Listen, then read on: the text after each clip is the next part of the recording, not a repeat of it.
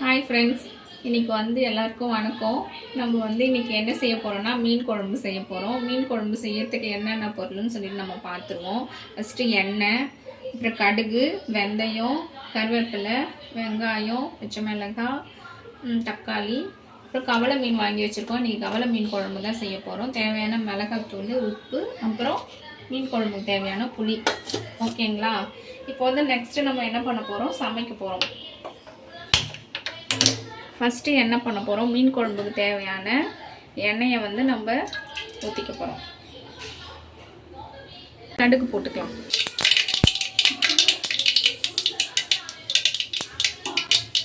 கடுகு பொரிஞ்சிருச்சு. நெக்ஸ்ட்டு வந்து வெந்தயம் போட்டுக்கலாம்.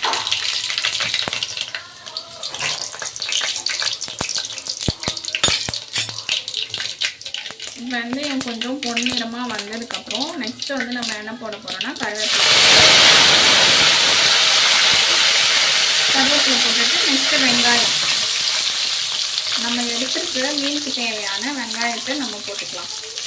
சரிங்களா? நீங்கள் எவ்வளோ இப்போ வந்து வெங்காயம் வதங்கி முடிஞ்சிருச்சு. நெக்ஸ்ட்டு வந்து நம்ம என்ன போட போகிறோம்னா பச்சை மிளகாய் போட்டுக்கணும். பச்சை மிளகாய் போட்டு கொஞ்சம் நேரம் அதில் என்ன பண்ணணும், அந்த வெங்காயத்து கூடயே பச்சை மிளகாவை வதக்கி விட்டுக்கணும். சரிங்களா? வெங்காயம் வதங்கும் போது நம்ம பச்சை மிளகாய் போட்டால் தான் மீன் குழம்புக்கு வந்து டேஸ்ட் வரும். அதனால வந்து என்ன பண்ணணும்னா, நீங்கள் வெங்காயம் வதங்கும் போதே பச்சை மிளகாய் போட்டுக்கோங்க. நெக்ஸ்ட்டு வந்து என்ன போட்டுக்கலாம், தக்காளி போட்டுக்கோங்க. நம்ம ஆல்ரெடி மீன் குழம்புக்கு எவ்வளோ தேவையோ தக்காளி அதை வந்து நம்ம கட் பண்ணி வச்சுருக்கோம். அந்த தக்காளி என்ன பண்ணலாம், இதில் ஆட் பண்ணிக்கலாம்.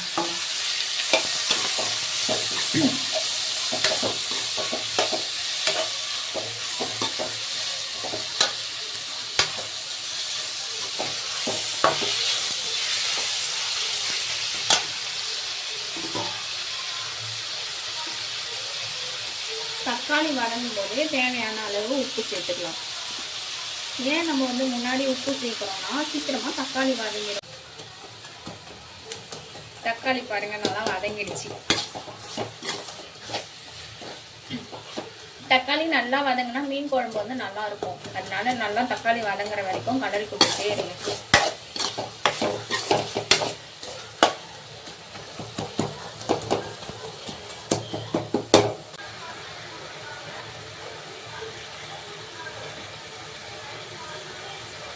இப்போ பார்த்தீங்கன்னா தக்காளி வதங்கிடுச்சு. கொஞ்சோண்டு மஞ்சத்தூள் போட்டுக்கலாம்.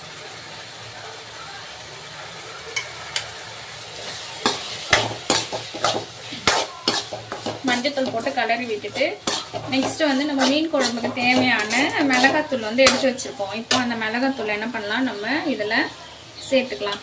தேவையான அளவு மிளகாத்தூள். இந்த மிளகாத்தூள் பார்த்தீங்கன்னா நாங்கள் வீட்லேயே அரைச்சி வச்ச மிளகாத்தூள் தான் யூஸ் பண்ணுவோம். ஏன்னு வச்சுக்கோங்க, குழம்பு மிளகாத்தூள்னு சொல்லுவாங்க. இந்த மிளகாத்தூள் போட்டால் தான் மீன் குழம்பு சரி மற்ற எந்த குழம்பாக இருந்தாலும் டேஸ்ட் வந்து நல்லாயிருக்கும். அதனால நாங்கள் வந்து என்ன பண்ணுவோம், வீட்லேயே மசாலா பொடி அரைச்சி வச்சுக்கிட்டு அதை வந்து சேர்த்துக்கிட்டு கலர் விடுங்க நல்லா.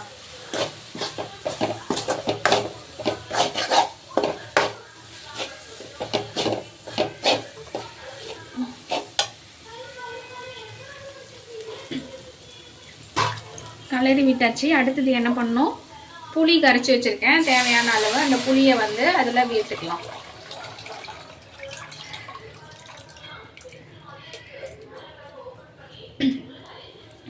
இப்போ பாருங்கள் எல்லாமே போட்டாச்சு.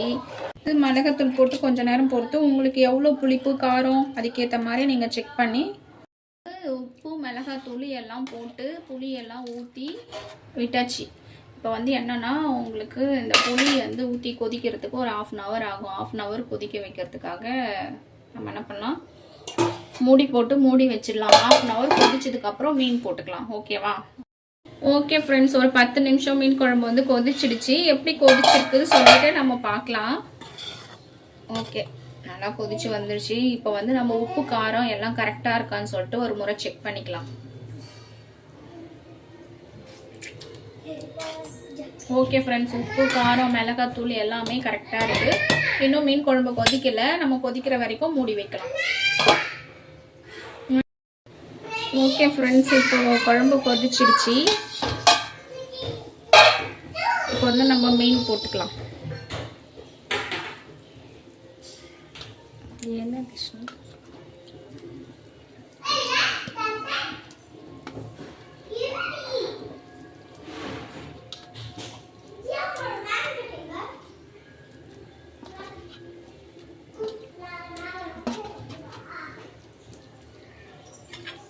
மீன் போட்டாச்சு. இப்போ கலரி விட்டுக்கலாம். அப்படியே ஒரு 10 நிமிஷத்துக்கு மூடி வச்சிடலாம்.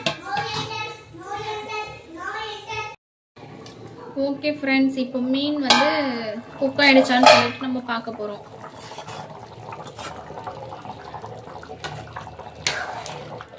பாருங்க, மீன் வெந்துட்டு இருக்கு. ஃப்ரெண்ட்ஸ், மீன் போட்டு 10 மினிட்ஸ் ஆயிடுச்சு. பாருங்க, மீன் குழம்பு சூப்பராக கொதிச்சிட்டு இருக்கு. இப்போ வந்து நம்ம என்ன பண்ணலாம், மீன் குழம்பு கொதிச்சு முடிச்சிருச்சு. லைட்டாக கொத்தமல்லி தழை வந்து போட்டுக்கலாம். மீன் குழம்புல கொத்தமல்லி போட்டோம்னா நல்லா வாசனை வரும், டேஸ்ட்டும் டிஃப்ரெண்ட்டாக இருக்கும். இப்போ கொத்தமல்லி போட்டு லைட்டாக கலரி விட்டு பாருங்களேன், மீன் எப்படி நல்லா வெந்திருக்கா. சூப்பராக இருக்குது, வாசனை பயங்கரமாக இருக்குது. ஓகே ஃப்ரெண்ட்ஸ், இப்போ நம்ம ஸ்டவ் ஆஃப் பண்ணிடலாம்.